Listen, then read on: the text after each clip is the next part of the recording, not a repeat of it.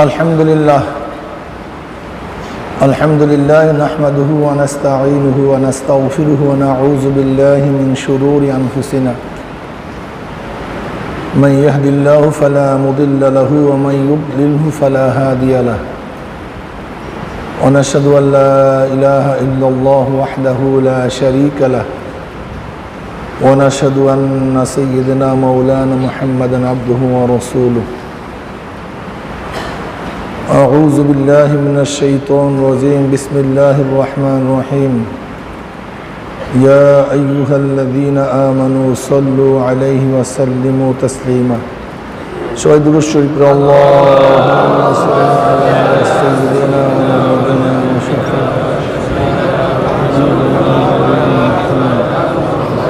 صلى الله عليه وعلى آله وصحبه وبارك الله আল্লাহ পাকের শুকর, লাখ কোটি শুকরিয়া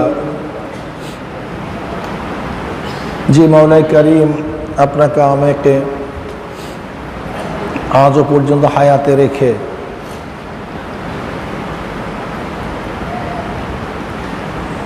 রোজা রাখার তৌফিক আল্লাহ পাক দান করছেন। এর জন্য শুকরিয়া দান সবাই বলে আলহামদুলিল্লাহ।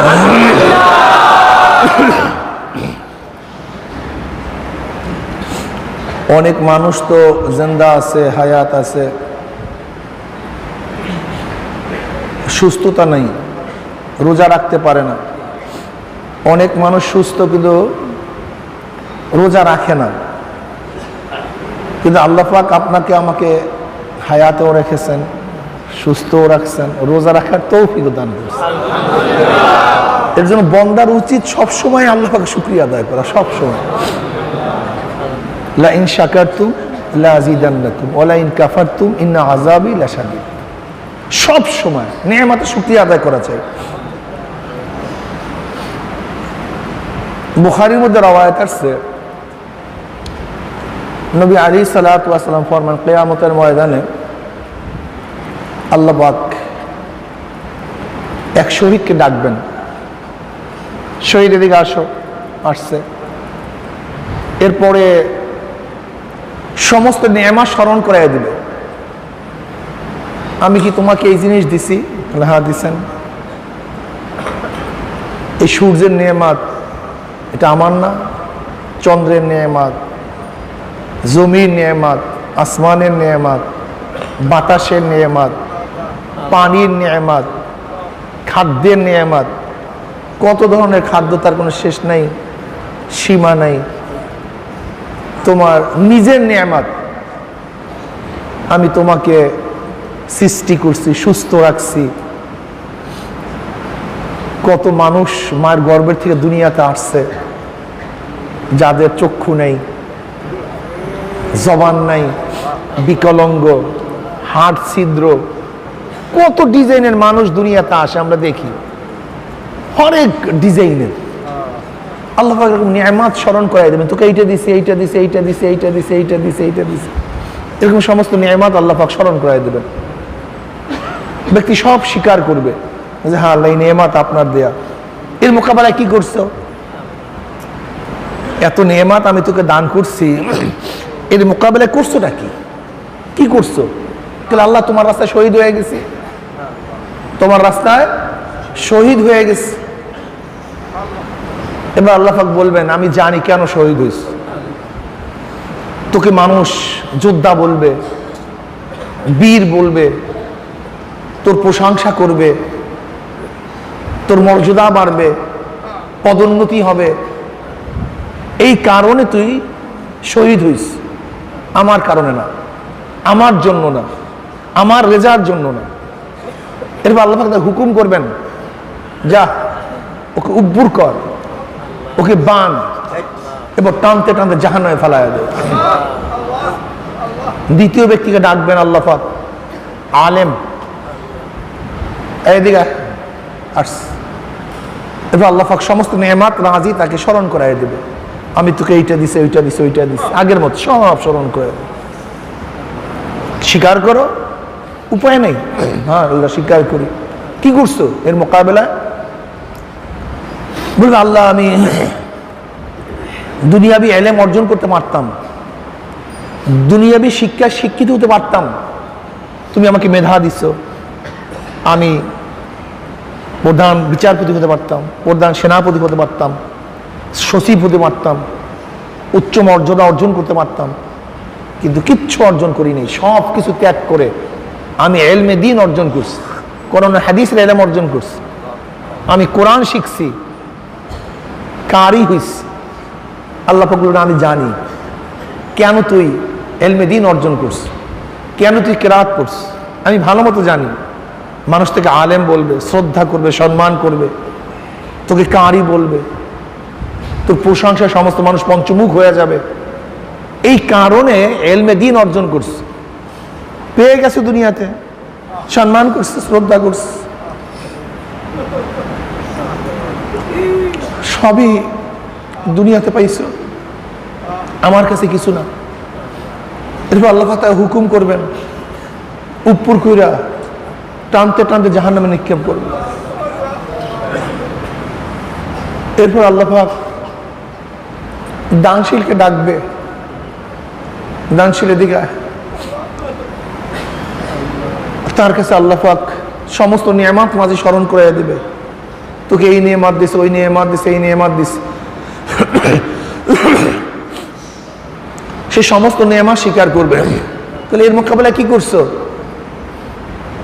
তাহলে আল্লাহ তুমি পছন্দ করো এমন কোনো খাত নাই যেই খাতে আমি খরচ করিনি, তোমার পছন্দনীয় এমন কোনো খাত নাই যেই খাতে আমি খরচ করি নাই। আল্লাহ পাক বলবেন আমি জানি কেন খরচ করছ। মানুষ তোকে সকি বলবে, দানশীল বলবে, তোর প্রশংসা করবে, এই কারণে তুই দান করছিস। মানুষ তোকে প্রশংসা করছে, সকি বলছে, দুনিয়াতে পেয়ে গেছো, আমার কাছে কিছু না। এরপরে হুকুম দেওয়া হবে, উপর করিয়া টানতে টানতে জাহান্নামে নিক্ষেপ করবে। আল্লাহ পাক নিয়ামত রাজিকে স্মরণ করাই দিবেন। নিয়ামত, ওয়া ইন তাউদ্দু নি'মাতাল্লাহি লা তুহসুহা। আল্লাহ পাক এত নিয়ামত আমাদেরকে দান করছেন, যে নিয়ামতের কোনো শেষ নেই, সীমা নেই। বাইজিদ বুস্তামি রহমতুল্লাহ আলাই কথিত আছে, বাইজিদ বুস্তামি রহমতুল্লাহ আলাই একদিন মসজিদে বসিয়া জুতার জন্য কান্নাকাটি করছে। আল্লাহ তুমি আমাকে বানাইছো, একজোড়া জুতাও আমার নাই, এত গরিব বানাইছো, অনেক কান্নাকাটি করছে। মসজিদ থেকে নামস, আফসোস মনের মধ্যে জুতা নেই। মসজিদে নামিয়েই দেখে এক ব্যক্তির পাও নেই, এক ব্যক্তির পাও নেই। অমনি দৌড়ে আবার মসজিদে উঠছে, আমার সে গাদ্দারও কেউ নেই, আমার সে বড় গাদ্দারও কেউ নাই।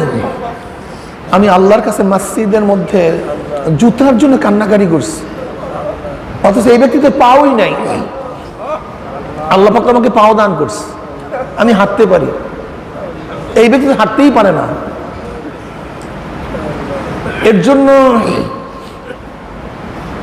সবসময় দুনিয়ার ব্যাপারে নিচের দিকে খেয়াল রাখা, আর আখিরাতের ব্যাপারে উপরের দিকে খেয়াল রাখা। দুনিয়ার ব্যাপারে নিচের দিকে খেয়াল রাখা মানে আমার বিল্ডিং একতলা, দুইতলা বিল্ডিং এর দিকে খেয়াল না রাখা, যে আমার একতলা মাত্র, ওই ব্যক্তির দুইতলা, আমার দুইতলা মাত্র, ওই ব্যক্তির তিনতলা, আমার তো প্রসাদনী নেই বিল্ডিং এর মধ্যে, ওই ব্যক্তি তো মরমর পাথরের বিল্ডিং করছে। উপরের দিকে যদি তাকান শুকরিয়া আসবে না, বরং আপনার মধ্যে আরো গাদ্দারি আসবে, বেশুকরিয়া আসবে, আরো চাহিদা বাড়বে।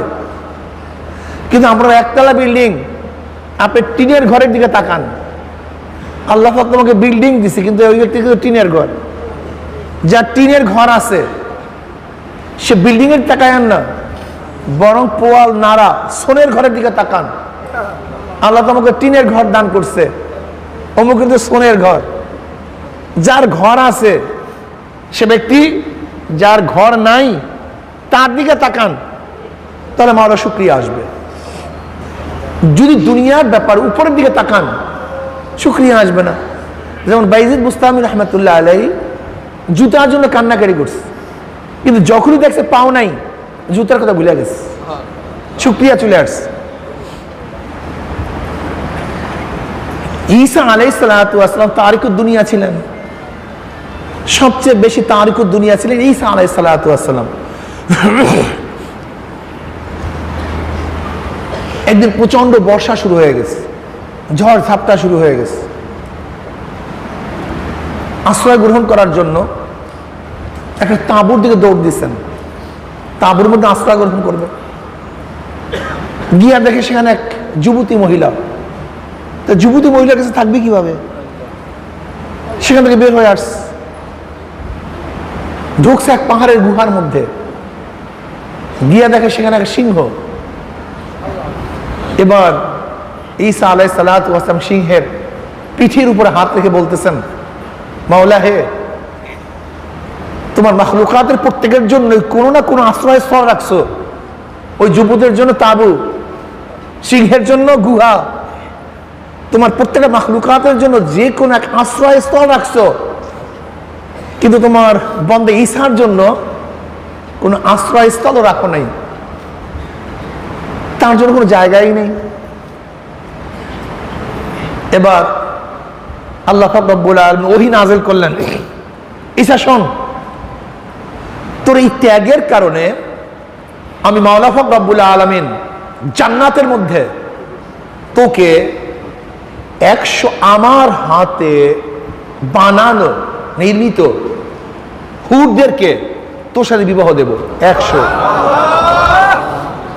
যার রূপ এবং সৌন্দর্য কেউ কোনোদিন বর্ণনা করতে পারবে না, আমার নিজের হাতে বানানো। তার অলিমা আমি নিজে করব, এই বিবাহের অলিমা আমি নিজে করব। অলিমার সময় হবে 4000 বছর। কত বছর? ওই 4000 বছরের প্রত্যেকটা দিনের সময় দুনিয়ার বয়সের সমতুল্য। প্রত্যেকটা দিন দুনিয়ার বয়সের সমতুল্য। এরকম একদিন, এরকম এক দিনের 360 দিনে, 65 দিনে 1 বছর, এরকম 1 বছর 4000 বছরের অলিমা হবে। সেই অলিমা আমি নিজে করব। দাওয়াত কারা পাবে? সেই অলিমায় দাওয়াত কারা পাবে? তারিকুদ দুনিয়া, জাহিদুদ দুনিয়া, যারা দুনিয়ার মধ্যে মুজাহিদা করছে, দুনিয়াকে তরক করছে, দুনিয়াকে ত্যাগ করছে, ওই অলিমায় তারাই দাওয়াত পাবে।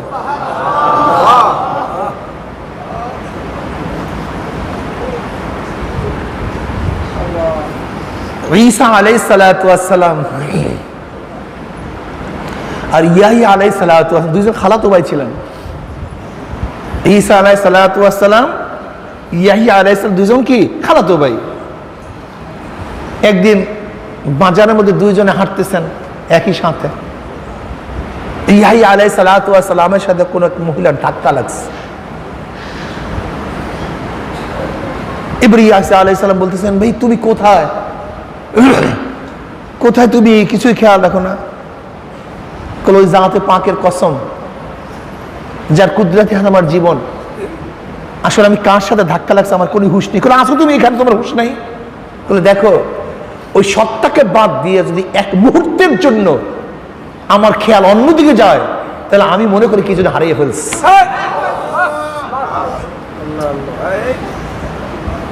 তারা থাকে দুনিয়ার মধ্যে, তাদের খেয়াল মাওলার সাথে সব সময়। এটা কিভাবে সম্ভব? এটা সম্ভব কিভাবে?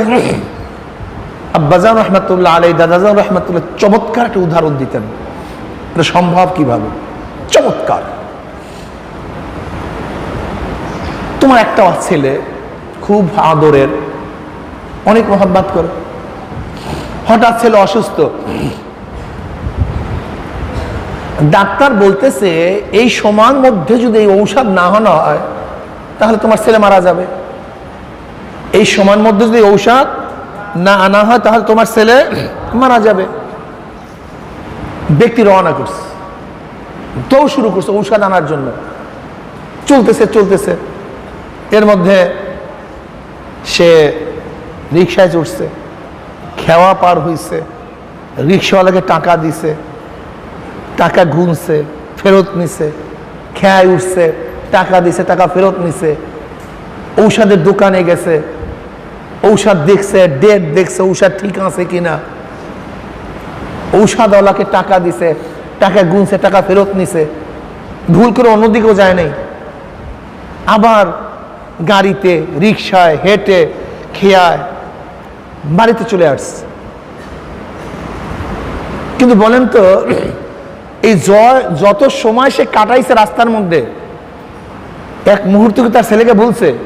সবসময় খেয়াল কি, না জানি কি হয়, না জানি কি হয়, না জানি না পাই। দেখেন সবই করছে দুনিয়ার, সব কিছু করছে, কিন্তু তার অন্তরটা বাচ্চার দিকে, বাচ্চার সাথে। ঠিক আল্লাহওয়ালারা দুনিয়ার মধ্যে সব কিছু করে, সব কিছু। তাদের সংসার আছে, ছেলে আছে, মেয়ে আছে, স্ত্রী আছে, ঘর আছে, চাকরি আছে, নৌকারি আছে, ব্যবসা আছে, বাণিজ্য আছে, সব কিছু আছে স্বাভাবিক মানুষের মতো। কিন্তু তার সব সময় খেয়াল আমার মাওলার দিকে। আমাকে কে বানাইছে, কেন বানাইছে, আমার কি করা উচিত ছিল, আমি কি করতেছি, আমার কি উপায় হবে, আমার মাওলা আমাকে রাজি না বেজার। বাস অন্তরটা সবসময় লটকানো, অন্তর সবসময় মাওলার দিকে লটকানো, খেয়াল সেই দিকে।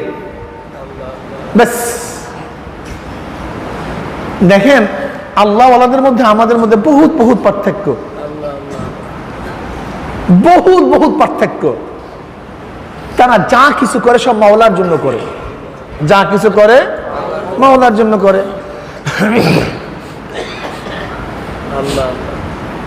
দুই বন্ধু এক শায়েখের কাছে বয়াত হইছে একই সাথে।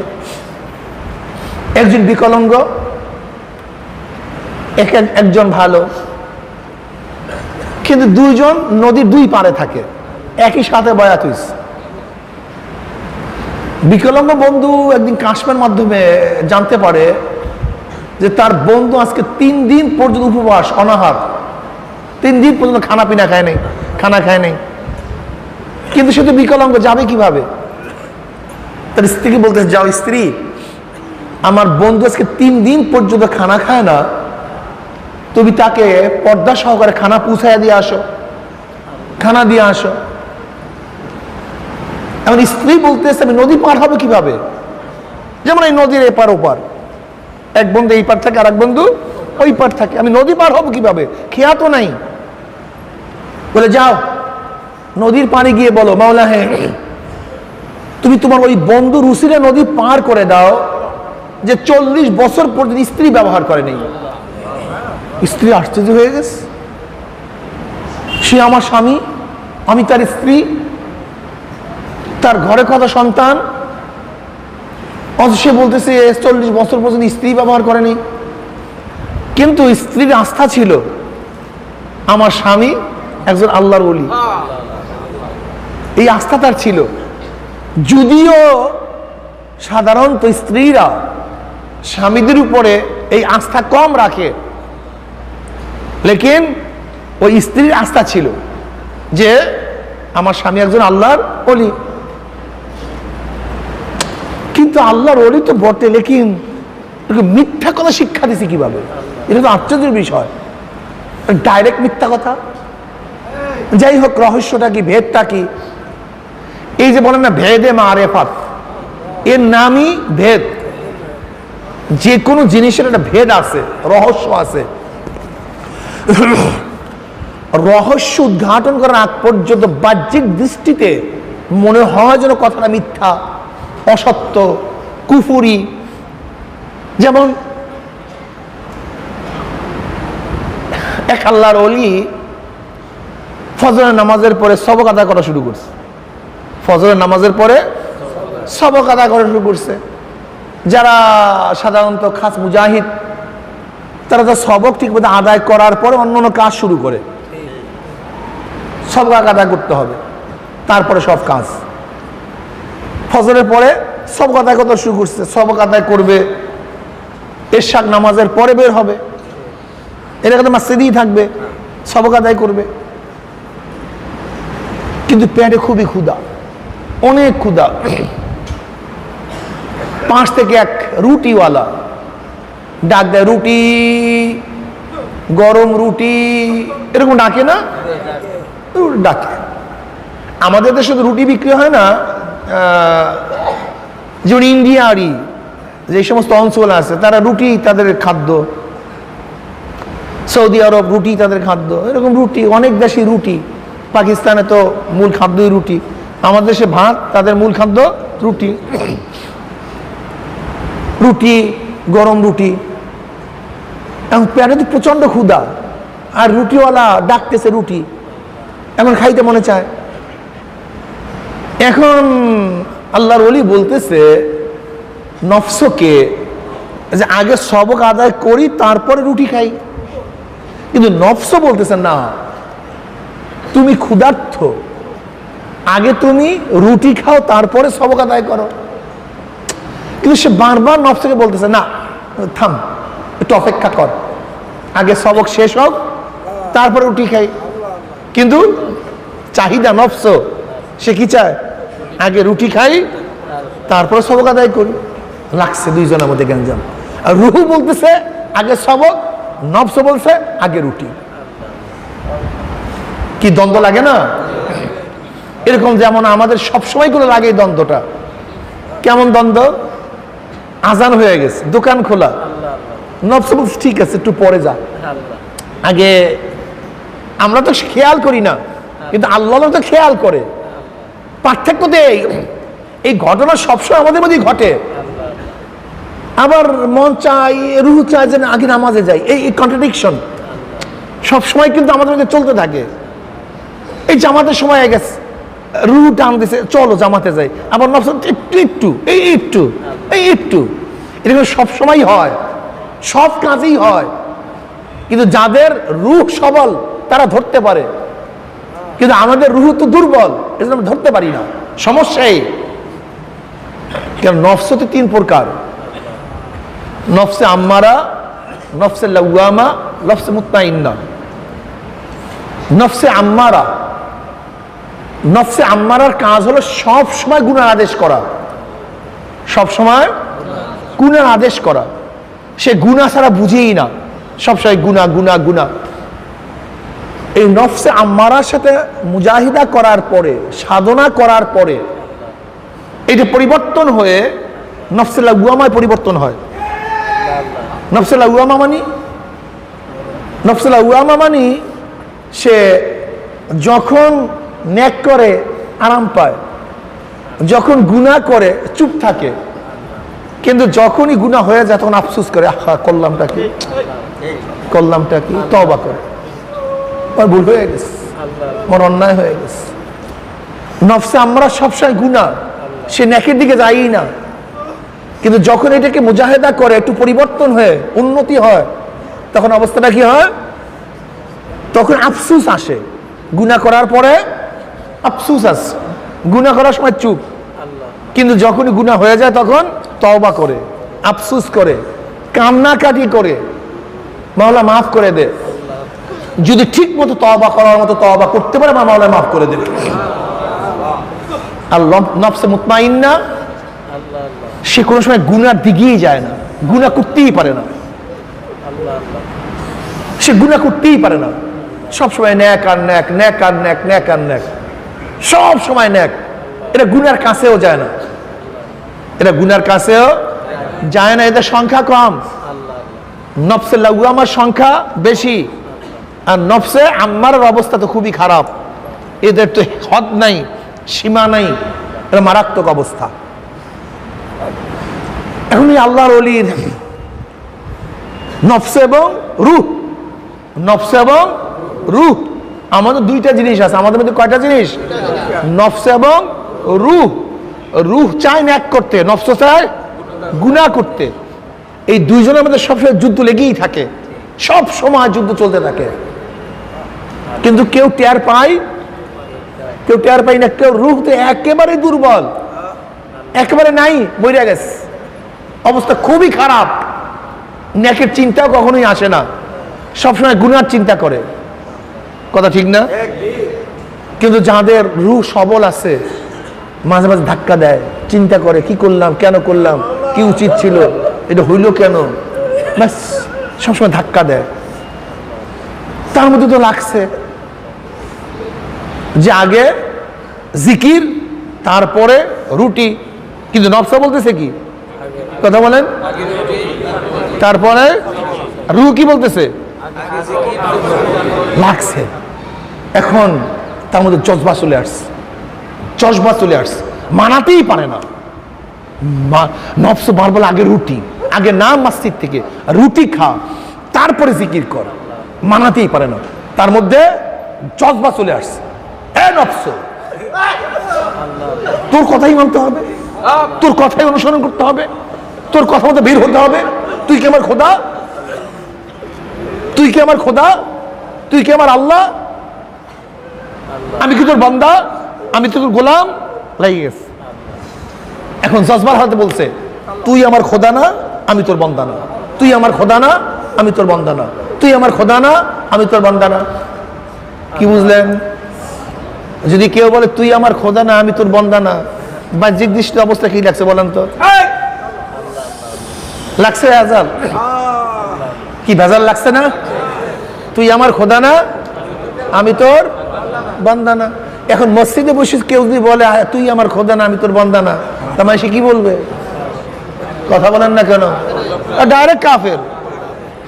তুই আমার খোদা না, আমি তোর বান্দা না, তুই আমার খোদা না, আমি তোর বান্দা না, জজবার মধ্যে চলতেছে।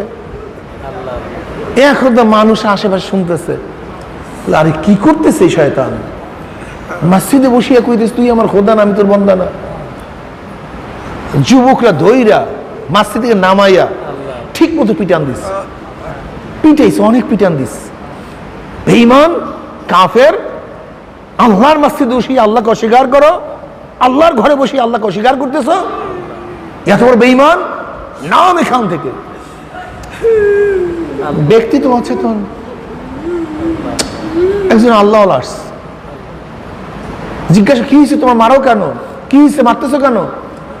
দেখেন হুজুর, এই বেঈমান, এই বদমাশ কি বলতেছে, সে মসজিদে বসে বলতেছে তুই আমার খোদা না, আমি তোর বান্দা না, তুই আমার খোদা না, আমি তোর বান্দা না।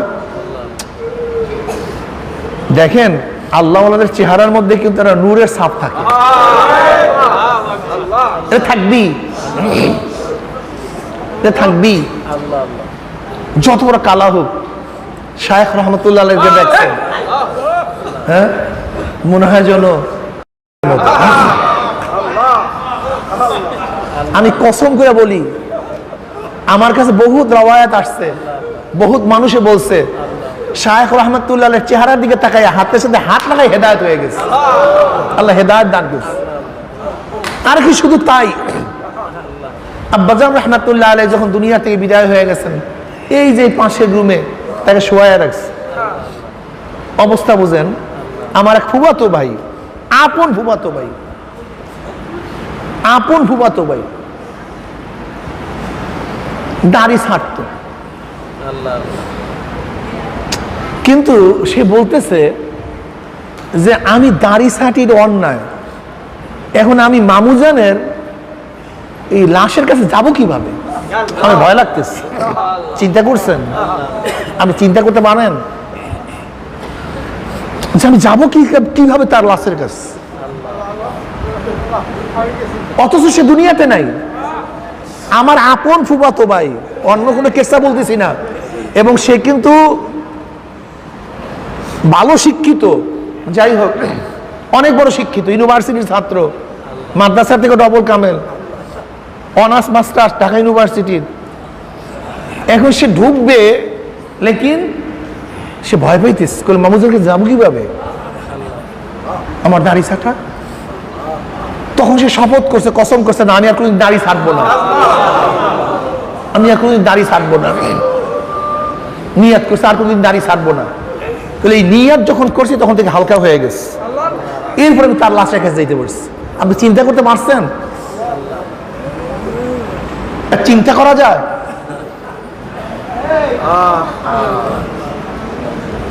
এই ঘটনাগুলো চিন্তা করা যায়? এখন তার চেহারার মধ্যে তো ভিন্ন একটা নূর দেখা যায়। এখন বলছে ভাই কি হয়েছে, তুমি তো এই কথা বলার লোক না, তুমি এই কথা বলছো কেন? বলে হযরত ব্যাপারটা এই, আমি ক্ষুধার্ত অবস্থায় জিকিরে পড়ছি, কিন্তু রুটিওয়ালা বারবার রুটি রুটি করতেছে, আমার নফস বলতেছে আগে রুটি খাও তারপর জিকির করো, কিন্তু আমি বলছি না, আগে সবক আদায় করব তারপরে রুটি খাবো। কিন্তু নফসকে মানাইতেই পারতেছিলাম না। তখন আমি নফসের দিকে খেয়াল করে বলছি, তুই আমার খোদা না যে তোর কথা মানতে হবে, আমি তোর গোলাম না যে তোর আনুগত্য স্বীকার করতে হবে। এর জন্য আমি বলছি তুই আমার খোদা না, তুই আমার, আমি তোর গোলাম না। তখন এসে আল্লাহর ওলি বলতেছে, তোমরা তার কাছে সবাই মাপ চাও, ও তো বড় একজন আল্লাহর ওলি। এর নাম ভেদ। বাহ্যিক দৃষ্টির কথার রং ভিন্ন, কিন্তু ভিতরগত কথার রং সম্পূর্ণ ভিন্ন, সম্পূর্ণ উল্টা। এর জন্য কখনোই তাহকিক ব্যতীত কেনায়া ইশারা, কেনায়া যে করছে, ইশারা যে করছে, তার কাছেই জিজ্ঞাসা করা উচিত এই কথার রহস্য কি, এই কথা কেন বলছেন, এই কথার উদ্দেশ্যটা কি। কিন্তু আমরা কি করি, একজনকে কাফের বেঈমান মুশরিক বানাবার জন্য যা মনে চায় তাই ফতোয়া দিয়ে দিই। আল্লাহ আমাদের সবাইকে মাফ করে দাও, আমাকেও মাফ করে দাও। তাই ভেদ আছে কি নাই? ঠিক ওই বিকলাঙ্গ বন্ধুর কথার মধ্যে ভেদ ছিল। ভেদটা কি? সে সামনে আসতেছে, কিন্তু স্ত্রী তো জানে যে আমার স্বামী একজন আল্লাহর ওলি। দেখি আসলে তাদের ভেদটা কি। নদীর পাড়ে গিয়া এখন স্ত্রী শিখাই দিছে, যা স্বামী যা শিখাই দিছে, নদীর পাড়ে গিয়া বলতেছে, মাওলা তুমি তোমার ওই অলির ওসিলায়, বন্ধুর ওসিলায় আমাকে নদী পার করে দাও, যে 40 বছর পর্যন্ত স্ত্রী ব্যবহার করে নাই। 40 বছর পর্যন্ত স্ত্রী ব্যবহার করে না। আল্লাহর কি কৃষ্মা, নদীর পানি শক্ত হয়ে গেছে, সে ব্যক্তি পানি দিয়ে চলে গেছে। আসলে গিয়া দেখে তার বন্ধু 3 দিন পর্যন্ত খানা খায়নি। পর্দার আড়ালে খানা খাওয়াইছে। খানা খাওয়ার পরে এখন বলছে আমি যাবি কিভাবে, নদী পার হবো কিভাবে? বলে কিভাবে পার হয়ে আসছো? আপনার বন্ধুদের একটা মিথ্যা কথা শিখাই দিস,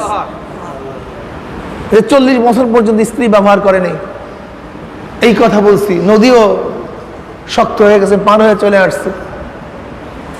যাও এবার নদীর কিনারে গিয়ে বলো, মাওলা হ্যাঁ তুমি তোমার ওই বন্ধুর উসিলায় নদী পার করে দাও, যে 40 বছর পর্যন্ত খানা খায় নাই। মহিলা তো এবার আরো আশ্চর্য হয়ে গেছে, যে আগে পরে তো খানা খাইছি, খোদা আমার সামনে তো খানা খাইছে, বলছে 40 বছর পর্যন্ত খানা খায়। এখন মহিলা চিন্তা করছে, এক মিথ্যা তো বলার কারণে পার হয়ে গেছি, দেখি আর এক মিথ্যার অবস্থাটা কি। গিয়া সে বলতেছে, মাওলা হে তুমি তোমার ওই বন্ধুর উসিলায় নদী পার করে দাও, যে 40 বছর পর্যন্ত খানা খায়নি। আল্লাহ কি কৃষ্ণ, নদীর পানি শক্ত হয়ে গেছে, সে পার হয়ে চলে আসছে।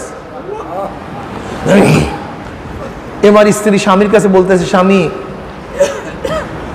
তুমি আমার স্বামী, আমি তোমার স্ত্রী, তোমার ঘরে করো সন্তান, তোমার আমার সম্পর্ক সম্পর্কে তুমি ভালো জানো, আমিও ভালো জানি, অথচ তুমি ডাইরেক্ট মিথ্যা করে শিক্ষা দিছো, 40 বছর পর্যন্ত আমাকে ব্যবহার করো নাই। আর কি আজীব, সেই মিথ্যা বলার কারণে আমি তো নদীও পার হয়ে গেলাম। আমার তোমার বন্ধু তো আগে পরে খানা খাইছি, কোথায় আমার সামনেও খানা খাইছে, অথচ বছর 40 বছর পর্যন্ত খানা খায়নি। আমার মিথ্যা বলছিল, পারও হয়ে আসছি, এর কারণটা কি? দেখো আসলে আমিও মিথ্যা বলি নেই, আমার বন্ধু মিথ্যা বলে নেই। তুমি বাহ্যিক দৃষ্টি দেখছো, বাহ্যিক লফজ দেখছো, বাহ্যিক ভাবে চিন্তা করছো, এর ভেদ চিন্তা করো নেই। আসলে দেখো আমরা 2 বন্ধু একই সাথে পীরের কাছে বয়াত গ্রহণ করছি, শায়েখ বলছে যাহা কিছু করো রেজা মাওলার জন্য করিও। যা কিছু করো, ইন্না সলাতি ওয়া নুসুকি ওয়া মাহইয়াই ওয়া মামাতি লিল্লাহি রাব্বিল আলামিন। ইন্না সলাতি আমার নামাজ, ও নুসুকি আমার কুরবানি। ইবাদত তিন ধরনের হয়, জানি ডাইরেক্ট জান, ডাইরেক্ট মাল, জান ও মাল। তা জান ও মাল, এও তো জান ও মালের সমন্বয়। তার আসলে মূল দুইটা, জানের দ্বারা মালের দ্বারা। যেমন সালাত, সওম, এর মধ্যে মালের কোনো সম্পর্ক নেই, শুধু জানের সম্পর্ক। যাকাত, এর মধ্যে জানের সম্পর্ক নেই, মালের সম্পর্ক। হজ, এর মধ্যে জানের সম্পর্ক আছে, মালের সম্পর্ক আছে। ইবাদত দুই জিনিসের দ্বারা হয়, জান এবং মাল। তা ইন্না সালাতি আমার জানি ইবাদত, ও নুসুকি কুরবানি আমার মালি ইবাদত। যেহেতু জান এবং মাল দিয়ে ইবাদত হয়, তার মানে সব কিছু। ইন্না সালাতি ও নুসুকি আমার জানি ইবাদত, মানে জান দিয়া যত ইবাদত করি, মাল দিয়া যত ইবাদত করি। ও মাহইয়াই ও মামাতি আমার জিন্দা থাকা, আমার মৃত্যুবরণ করা, আমার জিন্দা থাকা, আমার মৃত্যুবরণ করা। লিল্লাহি রাব্বিল আলামিন। লিল্লাহ কার জন্য? কার জন্য? লিল্লাহ, খালিস, একমাত্র লিল্লাহ, লিল্লাহি রাব্বিল আলামিন। সমস্ত কায়নাতের রবের জন্য, অন্য কার জন্য না, তার জন্য। তা আমার জানি ইবাদত, আমার মালি ইবাদত, আমার বাঁচিয়া থাকা, আমার মৃত্যুবরণ করা কার জন্য? সবকিছু আল্লাহর জন্য। তা আমার শায়েখ বলছে যা কিছু করো সব মাওলার জন্য করো। তা বাঁচিয়া থাকা মাওলার জন্য, মৃত্যুবরণ করা যা কিছু সব মাওলার জন্য। দেখো শায়েখ যেদিকে শিক্ষা দিচ্ছে যা কিছু করো আল্লাহর জন্য করো, ওই দিন থেকে নিয়াত করছি যাহা কিছু করব মাওলার জন্যই করব, নিজের জন্য না। দেখো আমি বিবাহ করছি আমার নিজের নাফসানিয়াতের কারণে না, আমার খায়েশাতের কারণে না। কিসের জন্য করছি? কারণটা কি? আল্লাহ বলছো বাশিরুহুন্না, তোমরা স্ত্রী ব্যবহার করো। এই আল্লাহ পাকের হুকুম পালন করার জন্য আমি তোমার কাছে যাই। যদি আল্লাহ পাকের হুকুম না থাকতো, আল্লাহর কসম আমার নিজের চাহিদা পূরণ করার জন্য আমি কোনোদিন বিবাহ করতাম না।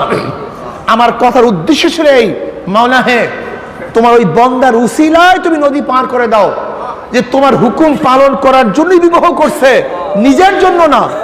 তার উসিলায় তুমি নদী পার করে দাও।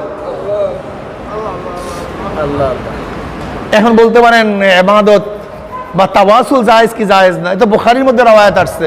আপনারা দেখছেন আগেকার জমানার তিনজন ব্যক্তি বের হইছে কোনো এক কাজে, হঠাৎ বন্যা শুরু হয়েছে, বুখারীর মধ্যে রওয়ায়াত আসছে, দেখছেন। তো তারা এক গুহার মধ্যে আশ্রয় গ্রহণ করছে। আল্লাহর কি কৃষ্ণা, বড় একটা পাথর গুহার মুখের পড়িয়া গেছে। কি অবস্থা, কারবার শেষ। বিশাল পাথর গুহার মধ্যে পড়ে গেছে, বের হওয়ার কোনো কায়দা নাই, মৃত্যু অনিবার্য। এখন তারা আপোসের মধ্যে পরামর্শ করছে, ভাই উপায় তো নাই, যার যা কিছু ন্যাক আছে সেই ন্যাকের উসিলে আল্লাহর কাছে এই বিপদ থেকে মুক্তি কামনা করো, দোয়া করো যে আল্লাহ পাক এই বিপদ থেকে আমাদেরকে মুক্তি দেয়। এক ব্যক্তি আল্লাহর কাছে দোয়া করলেন, মাওলা হে তুমি জানো এক মহিলার সাথে আমার সম্পর্ক ছিল,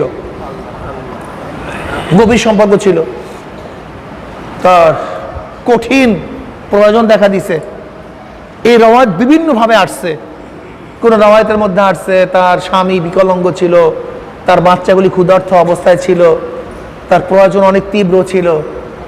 সে আমার কাছে কিছু চাওয়ার জন্য আসছে, সে আমার কাছে কিছু সাহায্য গ্রহণ করার জন্য আসছে। আমি তাকে খারাপ প্রস্তাব দিলাম, তবে আমি কি দেব, লেকিন আমার এই প্রস্তাব গ্রহণ করতে হবে, এই খারাপ প্রস্তাব গ্রহণ করতে হবে। মহিলা বলছে, না তুমি আল্লাহকে ভয় করো, আমি এই প্রস্তাব গ্রহণ করব না। সে চলে গেছে। কিন্তু আল্লাহ তার প্রয়োজন তো অনেক তীব্র ছিল। গিয়া দেখে বাচ্চাগুলি ক্ষুধার্ত, আমাকে দেখার সাথে সাথে কান্নাকাটি শুরু করছে। মহিলাকে দেখার সাথে সাথে কান্নাকাটি শুরু করছে, চিল্লাফাল্লা শুরু করছে। মনে করছে যে মা কিছু নিয়ে আসছে, কিন্তু কিছু নাই। তার স্বামীও কামাই করা থেকে অক্ষম। সে বাচ্চাদের চেহারার দিকে তাকাইয়া আমার কাছে কিছু চাওয়ার জন্য আসছে। সে অন্য কোনো জায়গায় পাইতেছিল না। আমি দ্বিতীয়বার তাকে একই প্রস্তাব দিছি, হ্যাঁ তোমাকে দেব, লেকিন আমার এই চাহিদা পূরণ করতে হবে। এবার মহিলা তার বাচ্চাদের কারণে রাজি হয়ে গেছে। কিন্তু যখনই আমি তার উপরে উঠছি বা প্রস্তুতি গ্রহণ করছি, অমনি তার শরীরের মধ্যে কম্পোজ সৃষ্টি হয়ে গেছে। আমি বললাম, তুমি কাঁপতেছো কেন? সে বলছে, আল্লাহ পাকের হালাল পন্থা ব্যতীত অন্য কোনো পন্থা গ্রহণ করা ঠিক না। আমি আল্লাহর ভয়ে আমি কাঁপতেছি। মনে হয় যেন তার সমস্ত 360টা জোর আলাদা হয়ে যাবে, এই অবস্থা তার মধ্যে সৃষ্টি হয়েছে। হঠাৎ আমি চিন্তা করছি, এ ভুকা, গরিব, দরিদ্র, সে যদি আল্লাহকে এত ভয় করতে পারে, তাহলে আমার তো তার চেয়ে অনেক বেশি ভয় করা উচিত। আমার তো তার চেয়ে অনেক বেশি ভয় করা উচিত। আমি তখন তোমার ভয়ে এই খারাপ কাজ থেকে নিজেকে বিরত রাখছি। যদি একমাত্র তোমার জন্যই করে থাকি, তাহলে আল্লাহ এই বিপদ থেকে তুমি আমাদেরকে মুক্তি করো। আল্লাহ পাক রব্বুল আলামিন দোয়া কবুল করলেন। সাথে সাথে পাথর কিছু ফাঁকা হয়ে গেছে। কিন্তু যেই পরিমাণে ফাঁকা হয়েছে, তার থেকে বের হওয়া সম্ভব না। আর একজন বলছে, মা আল্লাহ, তুমি জানো আমি আমার বাপ মাকে আগে না খাওয়িয়ে আমি আমার বাচ্চাদেরকে দুধ পান করাতাম না। একদিন আমার দেরি হয়ে গেছে, আমি দুধ নিয়ে আসতে দেরি করছি। আইসা দেখি আমার বাপ মা শুয়ে পড়ছে, ঘুমায় পড়ছে। তাদেরকে জাগ্রত করাটাকেও পছন্দ করি নাই। অথচ আমার বকরিগুলি, ভেড়াগুলি সব মাঠের মধ্যে। আমার ভয় হইতেছিল, আশঙ্কা ছিল ওগুলি বন্য জানোয়ারে খেয়ে ফেলবে, নষ্ট হয়ে যাবে। অন্য অন্য রওয়ায়াতের মধ্যে আসছে যে আমার বাচ্চাগুলি কাতরাতে ছিল ক্ষুধার্ত অবস্থায়, লেকিন বাপ মায়ের মুখের মধ্যে খানা না দিয়ে আমার বাচ্চাদের মুখের মধ্যে খানা দেওয়াকে পছন্দ করলাম না। আর অন্য রওয়ায়াতের মধ্যে আসছে যে আমার ভয় হইতেছিল বকরিগুলি হিংস্র প্রাণীরা খেয়ে ফেলবে। কিন্তু বাপ মা যদি জাগ্রত হয়ে যায়, যদি আমাকে না পায়, খেতে না পারে, এর জন্য আমি আমার জানোয়ারের চিন্তা করলাম না। আমি বাপ মা দিকে খেয়াল করে তাদের পাশে দাঁড়িয়ে আসি যতক্ষণ পর্যন্ত বাপ মা জাগ্রত না হয়। যদি তোমার জন্যই আমি এই ত্যাগ করে থাকি, তাহলে আজকে আমাদের এই বিপদ থেকে মুক্তি করে দাও। অমনি পাথরের আরো কিছু অংশ ফাঁকা হয়ে গেছে। তৃতীয় ব্যক্তি বলছে, মাওলা, হ্যাঁ আমি দুইজন ব্যক্তিকে কাজে নিলাম। আর রওয়ায়াতের মধ্যে আসছে একজনে ভোরে যোগ দিছে কাজে, আর একজনে দুপুরে। কিন্তু সন্ধ্যাবেলায় উভয়কে সমান বিল দিয়ে দিছে। যে ভোরে যোগ দিছে তাকেও 100 টাকা ধরে নেন, আর যে দুপুরে যোগ দিছে সন্ধ্যাবেলা তাকেও 100 টাকা। কিন্তু যেই ব্যক্তি ভোরে যোগ দিছে সে বলতেছে, আমি ওর চেয়ে কাজ বেশি করছি, তুমি সমান বিল দিলে কেন? আমি তো বেশি পাবো, সমান দিলে কেন? বলে, ভাই তোমাকে তো আমি কম দেইনি, তোমার সাথে আমার কন্ট্যাক্ট ছিল, ধরে নাও 100 টাকা, তোমাকে তো 100 টাকার কম দেইনি, আমি তাকে বেশি দিছি, সেটা আমার ব্যাপার, এতে তোমার আপত্তি কি আছে? যদি আমি তোমাকে কম দিতাম তাহলে তুমি আপত্তি করতে পারতা। কিন্তু মাওলা, সে ব্যক্তি ক্ষিপ্ত হয়ে গেছে, সে রাগ করছে, চলে গেছে যে না, আমি তোমার মজুরিই নেব না, মজুরি নেব না। আমি তার মজুরিগুলি দিয়ে ব্যবসা করা শুরু করলাম। সেই ব্যবসা অনেক বরকত হয়েছে, অনেক ছাগল, অনেক দুম্বা, অনেক ভেড়া হয়েছে। হঠাৎ করে অনেক দিন পরে সেই ব্যক্তি আসছে, আসিয়া বলছে আমার মজুরি দাও, আমার মজুরি দাও। আমি বললাম যাহা কিছু আছে দেখো, এই যত ছাগল ভেড়া সব তোমার। মাওলা, এই জালেমের অবস্থা এরকম যে সব কিছু নিয়ে গেছে, আমার জন্য একটা ছাগলও রাখে নাই, একটাও না, সব কিছু নিয়ে চলে গেছে। আমি আপত্তি তুললাম না, যাক কমপক্ষে জিম্মা খালাস হয়ে গেলাম। যদি তোমার সন্তুষ্টির জন্যই আমি এই ত্যাগ করে থাকি, তা আজকে বিপদ থেকে মুক্তি করে দাও। অগ্নি পুরা পাথর ফাঁকা হয়ে গেছে। তাওয়াসুল। এখন তাওয়াসুলের ব্যাপারে তো লামুজাহাবির অনেক ইখতিলাফ করে, সেটা মুফতিয়ানে কেরাম ফতোয়া দিবেন, সেটা ভিন্ন কথা। ওমর ইবনে খাত্তাব রাদিয়াল্লাহু তাআলা আনহু আব্দুল ইবনে আব্বাস রাদিয়াল্লাহু তাআলা আনহুর মাথায় হাত দিয়ে বৃষ্টির জন্য নবীর বংশ হিসাবে দোয়া করছে আল্লাহর কাছে, আল্লাহ এদের বংশের উসিলায় তুমি আমাদেরকে বৃষ্টি দান করো। যেহেতু এরা ফতুয়ার বিষয়টা ফতুয়া বিভাগ দেখবে, আমরা যেটা বলতেছিলাম, তাহলে আল্লাহ তুমি তোমার ওই বান্দার উসিলায়, তাহলে আমি বিবাহ করছি তোমার হুকুম পালন করার জন্য, নিজের জন্য নয়।